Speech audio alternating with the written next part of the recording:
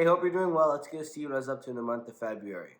So the first thing that happened this month is with fall prevention, we realized we can't just create a fall prevention technology. We actually also have to be able to detect a fall because homes cannot justify, paying for both systems. And so we have to be able to do both really well. And so we realized, with fall detection, we did a pilot before. We did a pilot with Generations in Calgary, and we did it with the smartwatches.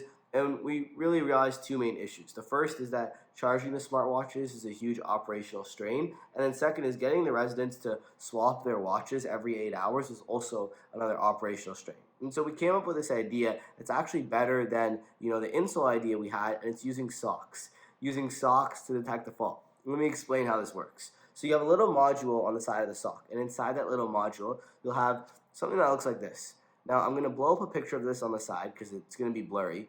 But inside of this Arduino chip that you see here, we have a little inertial measurement unit. What that allows us to do is look at your angular velocity and look at your acceleration. And from those two values, I can be able to extract if you've actually fallen.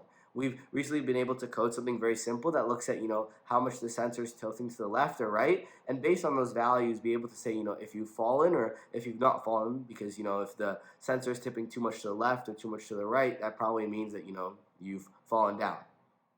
On top of that, in terms of charging, the way that this works is inside of this chip you have a little Bluetooth module, and what that does is whenever you fall, it sends out a Bluetooth signal.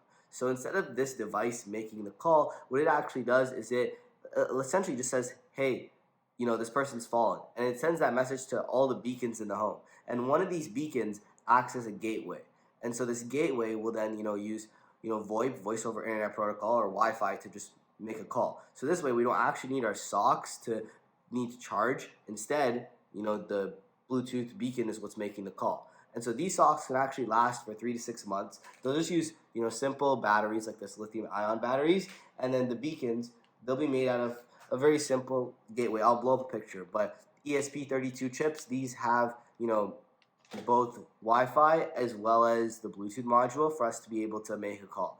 And so right now we're just focusing on creating a prototype. As you can tell, I got a lot of these pieces around my house, and so just looking to create a prototype of this device. And we validated it with the wellness and care manager at Chartwell, and she said it was brilliant. She said she really liked the idea and wanted to see a prototype of it. And so we're trying to create a prototype as soon as possible and pilot this so we can get user feedback and get going from there.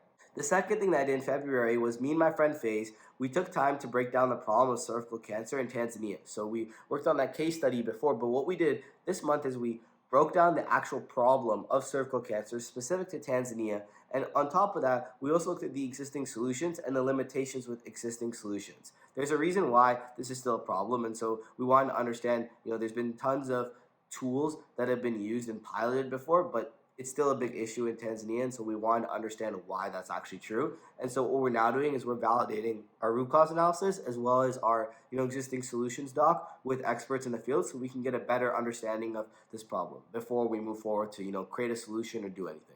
Well, that's all from me for the month of February. I'll see you guys at the end of March. Bye.